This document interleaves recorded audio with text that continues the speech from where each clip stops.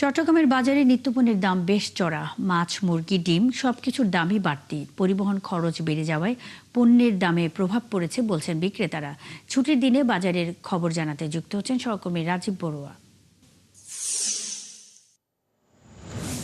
রাজীব, বাজারে নিত্যপণ্যের দাম কেমন দেখছেন এবং পরিবহন ভাড়া বাড়ার প্রভাব কতটা পড়েছে বাজারে?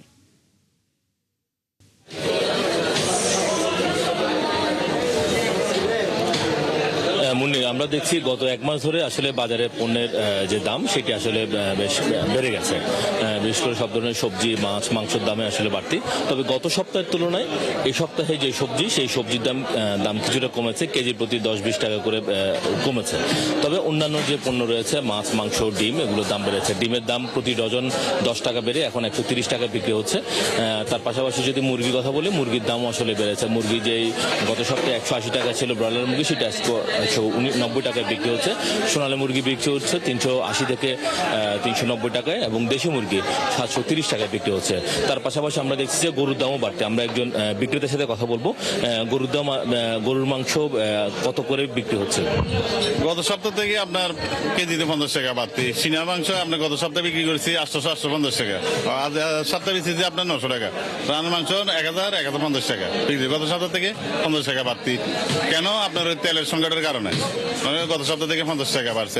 তেলের দাম বাড়তি, আপনার গরুর দাম একটু সামান্য বাড়তি, সেই জন্য। ধন্যবাদ। মুন্না, আপনি শুনছিলেন যে যারা বিক্রেতা তারা বলছেন যে যেহেতু তেলের দাম বেড়ে গেছে, ফলে পণ্য পরিবহনের যে খরচ সেটি আগের তুলনায় অনেক বেড়েছে। তো যার কারণে তার প্রভাবটা আমরা দেখছি যে পণ্যের দামের উপর পড়ছে এবং বাজারে যে পণ্যের দামের যে বাড়তি দাম, এটাতে করে আসলে সবচেয়ে বেশি ভোগান্তিতে পড়ছে ক্রেতারা। তারা বলছেন যে আসলে হঠাৎ করে এরকম দ্রব্যমূল্যের যে বৃদ্ধি, সেটি আসলে নিয়ন্ত্রণের জন্য সরকারি পর্যায়ে যে ধরনের মনিটরিং থাকা দরকার, সেটি আসলে তারা দেখছেন না। তারা বলছেন যে উৎপাদন পর্যায়ে কত খরচ পড়ে, সেটি আসলে ভোক্তা পর্যায়ে আসতে কি পরিমাণ খরচটা পড়ে এবং তার উপর একটা যদি লাভ নির্ধারণ করে দিয়ে যদি সরকার একটা দাম নির্ধারণ করতো, তাহলে সেটা তাতে যারা ভোক্তা তারা আসলে সেই বিষয়ে একটু স্বস্তি পেত। তো তারা দেখছেন প্রতি সপ্তাহে জিনিসপত্রের দাম বাড়ছে, সেটা মাছ হোক, মাংস হোক, সবকিছুর দামে আসলে বাড়তি। তবে কিছুটা স্বস্তি আছে মুদি দোকানে, বিশেষ করে আদা, রসুন, পেঁয়াজের দাম যদি বলি, সেই ক্ষেত্রে কিছুটা স্বস্তি আছে। যেমন এখন পেঁয়াজের দাম কিছুটা কম, 30 থেকে 40 টাকা বেশি পেঁয়াজ বিক্রি হচ্ছে।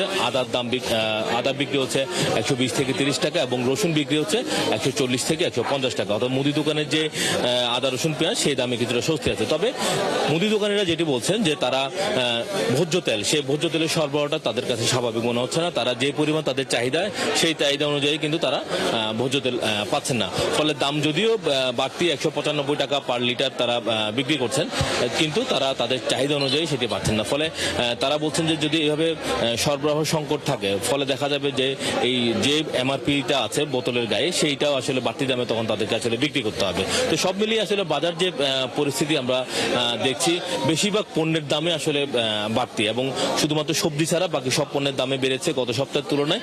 এই যে এবং তেলের দামের কারণে এবং পরিবহন খরচ বেড়ে যাওয়ার কারণে সমস্ত কিছুর দাম বেড়ে গেছে এবং এই কারণে আসলে বাজারে যারা ক্রেতা তারা একটু অস্বস্তিতে আছেন। তারা বলছেন যে যদি এইভাবে চলতে থাকে, তেলের দামের কারণে যদি সমস্ত পণ্যের দাম যদি এভাবে বাড়তে থাকে, তাহলে তাদের পক্ষে আসলে বাজারে যে।